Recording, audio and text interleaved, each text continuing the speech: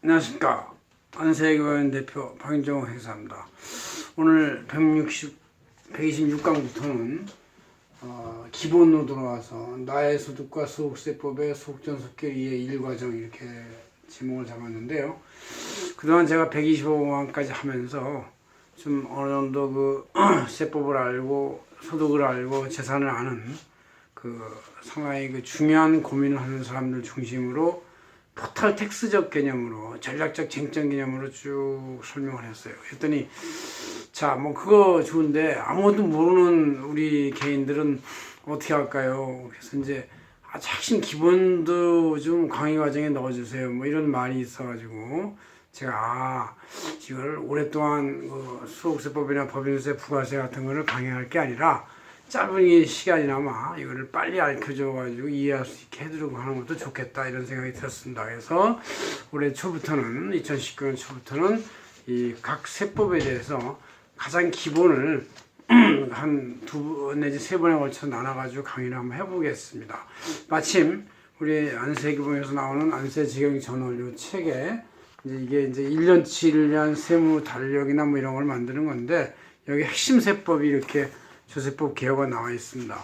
그 중에서 이번 첫 시간은 그래도 제일 먼저 알아야 할 게 가장 많은 대중이 필요한 소득세법이니까 이 소득세법에 대한 개요 이렇게 해서 찰칵 찍어 놓으시고요. 이게 바로 이제 오늘 할 거고 요거에 대해서 이제 또 이 중에서 제일 중요한 것이 종합소득세니까 종합소득세에 대한 개요를 이렇게 좀 핵심만 여러분들이 쭉 찍어 놓으시면 이렇게 되는 거구나 하고 알 수 있습니다. 그래서 이걸 제가 이 그림으로 그려서 한꺼번에 놨습니다. 자, 칠판을 한번 보시죠. 그래서 여기 안세지경전월에 모든 내용이 잘 들어가 있으니 여러분들 필요하면 이런 책도 한 번씩 보시면 이제 정기구독하면 핵심적인 정보를 제공받을 수 있습니다. 자, 소득세법에 대해서 속전속결 이해하겠다. 뭐 속전속결 몇 분만 한번 해봅시다 한번.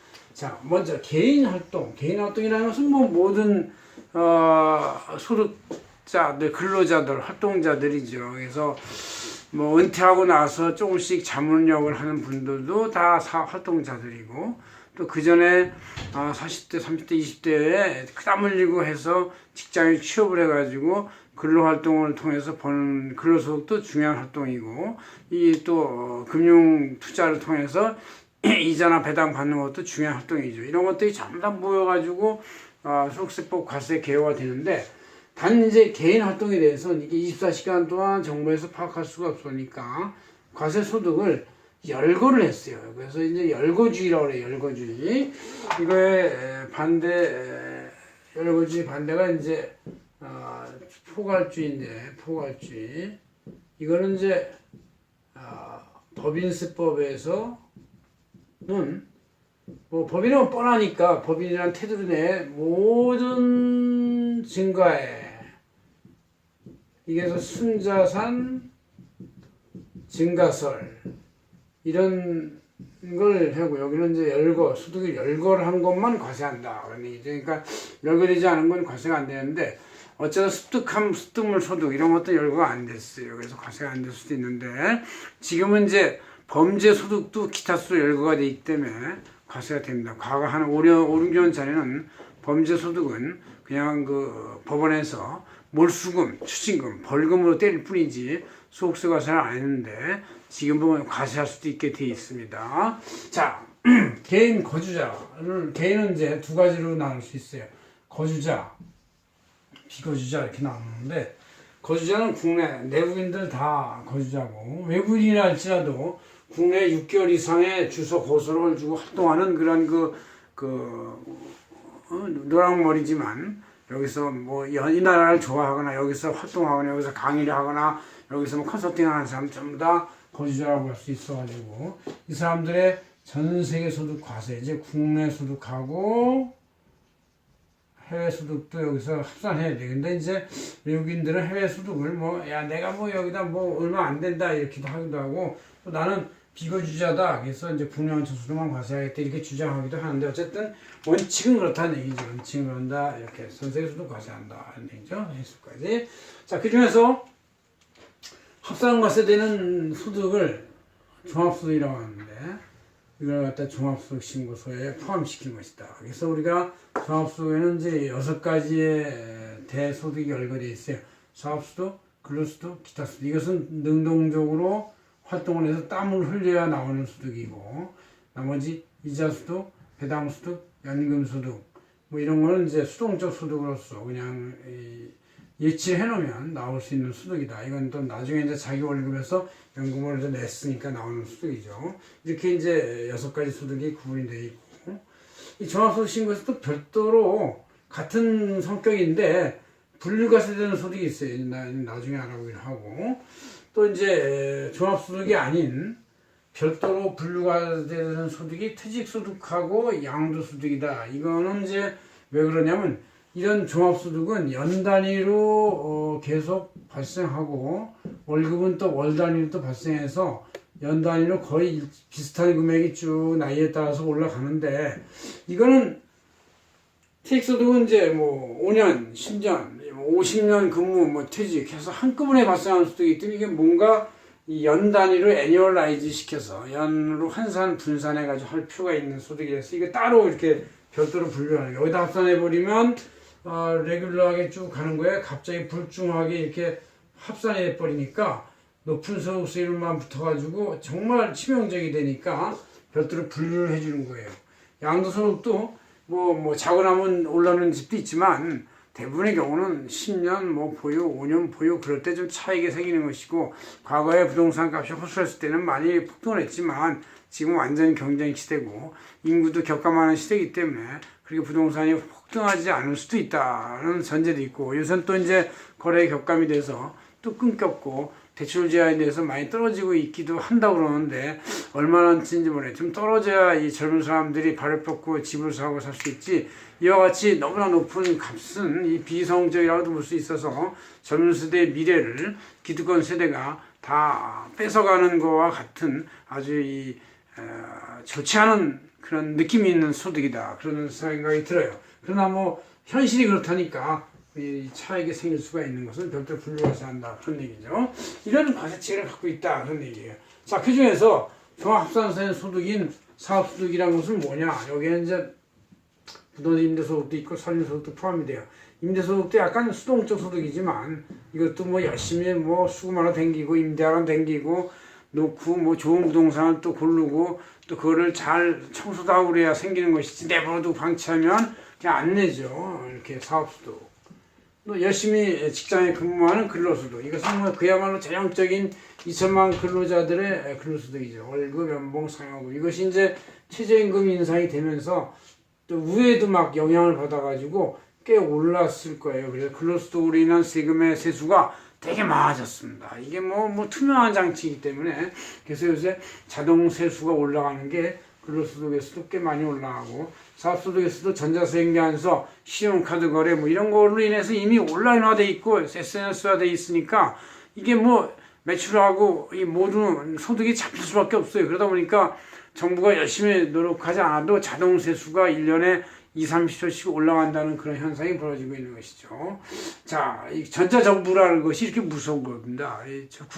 그냥 빅브라더 같이 돼서 이 각 개인의 모든 소득 활동이 전부 다 기록돼 있고 파악돼 있기 때문에 뭐 어디 뭐 유탈하거나 이런 거는 꿈도 꿀 생각을 못하는 그런 시대가 됐어요. 그래서 저도 세계보험 대표로서 사실 굉장히 마음이 편한 게, 그냥 뭐 불법이나 탈법을 저지를 방법이 없는 게 이미 다 국세청 전산 도우미에 다 들어가 버리면 쫙 그대로 떠 있어요. 그 사업자나 그 의뢰인의 활동이 거기 다 있으니까, 이거 보세요. 이거 뭐 할 게 뭐가 있어요. 그냥 열심히 잘 칸 채워주고 그 신고해 주는 게 저희들의 의무입니다. 회계 처리도 해주고. 왜? 그 사업주들은 이게 1년에 한 번씩 하니까 이 매번 해도 그냥 1년에 한 번 하면 다 잊어먹거든요. 저희들도. 그러니까 우리 직원들이야 매일 하니까, 매일 매 시간 하니까 이게 숙달된 조교가 돼가지고 금방 10분 만에 처리할 수 있지만, 사업주들은 하루 이틀 시간 낭비해도 못합니다. 그래서 이제 그 시간에 사업을 하는 게 낫죠. 그 다음 이제 금융소득, 이자 배당, 해외금융소득 이런 거, 배당 수익 총액과 가산되는 게 있어요. 크로스업이라고 해서, 왜냐하면 법인세 11%를 낸 것을 이중과세를 억제해주기 위해서 법인의 이익 2억까지에 대해서 11% 세금을 내는데 그 11%를 그대로 총액과 가산한 다음에 나중에 여기 총액 배당세 공제에서 11% 빼주기 때문에 이제 이중과세가 없어지는 거예요. 이중과세 때문에 이제 이거를 제외시키기 위해서 일단 올렸다가 빼준다. 올리는 것은 수익 금액에 올리는 것이고 세액 공제는 결정된 세액에서 빼주는 거니까 이제 이게 결국 전체 이중과세가 배제되는 것이죠. 의지 배당이라는 게 있어요. 배당으로 본다 이런 뜻이에요.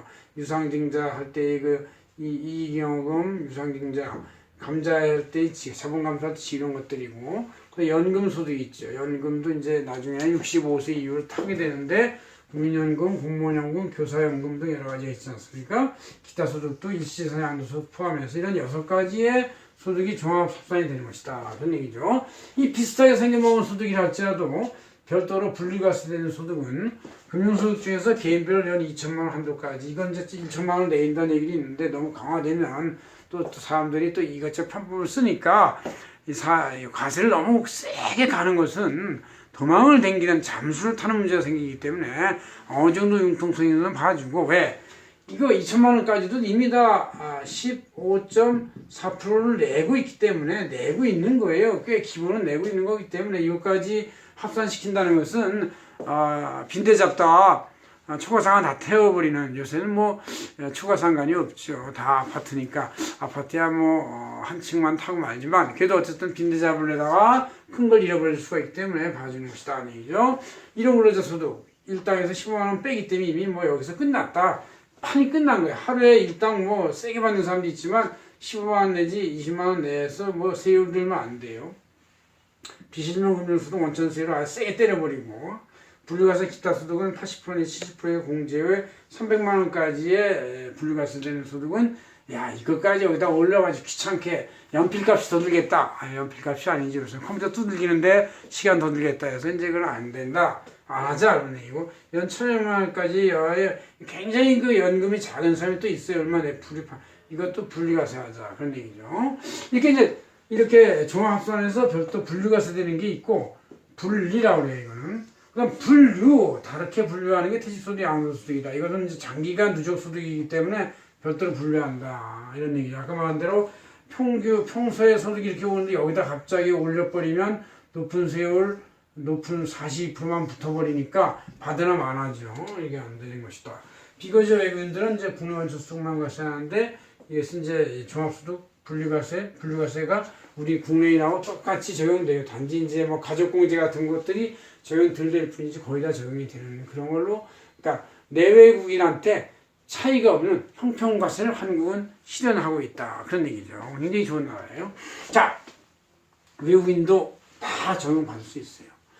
종합소득 합산과세 표준의 계산 흐름도를 한번 보겠습니다. 두 번째로. 자, 이런 6대 소득에 대해서 내가 이제 이자, 배당, 사업, 글을 이렇게 풀었는데, 여기서 이제 비과세나 과세 제외, 면제 같은 게 다 있어요. 이걸 뺀 나머지에 대해서 하는데, 이자 소득에 대한 대응 원가는 없어요.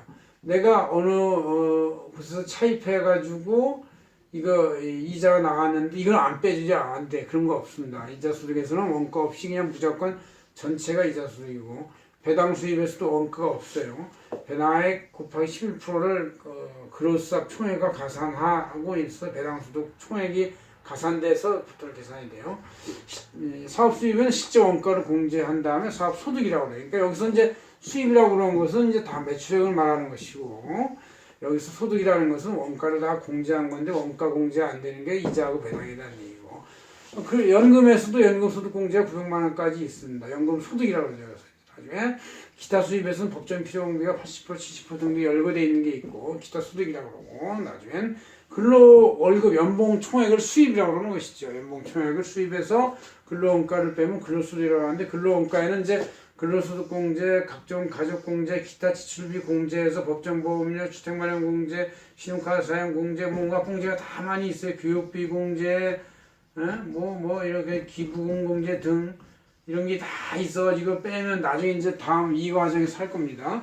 이런 걸 빼면 이제 근로소득이라고 해요. 그리고 연봉 총 수입에서 각종 공제를 빼면 이게 한 보통 웬만한 근로자들 2천만 원 정도 되고 좀 소득이 높으면 3천만 원 되고 어떤 사람 가족이 바글바글 하면은 4천만 원까지 되는 사람도 있습니다. 그래서 이렇게 되면 이걸 다 빼면 이제 웬만한 연봉 한 3천 받은 사람이 3,500 받아도 3천 받고 뭐 500에서 또 가족 공제 빼고 하면 면세점이 되는 거예요. 그래서 면세점 근로자가 약 50%쯤 된다 이런 얘기가 나오는 것이죠. 면세점. 면세점이면 아무리 계산해봤자 세금이 안 나오는 거예요. 이렇게 이제 근로소득에서 각종 공제를 이건 이제 다 합산하죠. 어떤 사람은 근로소득만 있는 사람이 있고 이자 좀 있고 배당 좀 있고 아니면 가계 임대한 게 하나 있고 이렇게 있어요. 이게 합한 것을 종합소득 금액이라고 그래요. 여기서 우리는 기본 공제를 빼는데 기본 공제 본인이 150, 배우자 150, 부양가족 150씩 다 150씩이 쌀값이에요. 쌀값 먹는 값.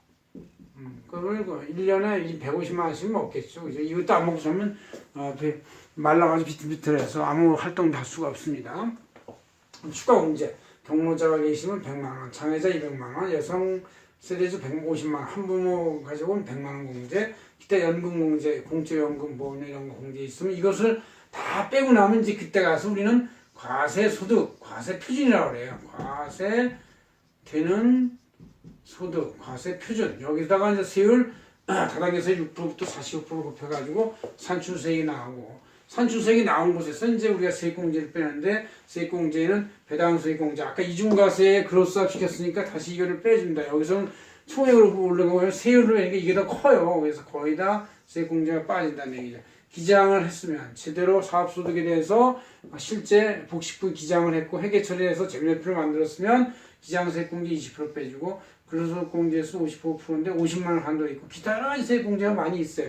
이런 걸 빼주고 나서 세금이 나온 거기 때문에 실제 종합소득이나 이런 것이 꽤 많아도 산출세액은 그렇게 부담스럽지 않은 경우가 꽤 많이 있다는 걸 이제 알 수가 있습니다. 그래서 여러분들이 모든 소득이 우선 투명하게 F세청 전산망에 노출되고 또 간편 보기 이런 거 다 누르면 거기에 자신의 내가 이건 나도 모르는데 이런 게 다 기록돼 있어서 내 옛날에 365일 캘린더를 다 뒤져보면 내가 그때 그런 게 있었지, 거기 가서 뭐 강의했지, 거기 가서 사 먹었지, 이런 게 다 거기 도출돼 있어요. 그러니까 이제는 어떻게 하십니까? 이 정부, 특히 국세청의 전산 그것은 빅브라더, 아주 우리를 철저히 모든 것에서 조감하는, 드론보다 더 높은 완전히 조감해가 전산에 입력해서 딱 1년만 되면 4, 5월쯤에 100% 자기의 활동이 다 거기에 기록돼 있습니다. 내가 기록할 필요 없습니다. 거기 딱 보면 거기 있는 대로 그냥 하면 되는 거예요. 보험료 낸 거 다 거기다 아예 그 증서 번호까지 써 있으니까 얼마나 편합니까? 그래서 이렇게까지 완벽하게 각종 사람들의 소득활동과 근로활동, 사업활동이 다 거기 들어가 있다. 이런 것을 아시면 그냥 그대로 신고하면 되는 것이죠. 그래서 신고서를 거기서 작성할 수도 있고, 거기서 이제 아까 쟁점이 되면은 회계사나 세무사들한테 맡겨가지고 이제 자문을 받으면 더 좋은 지혜가 나올 수도 있겠습니다. 고맙습니다. 다음 시간도 하겠습니다. 박인종 회계사였습니다.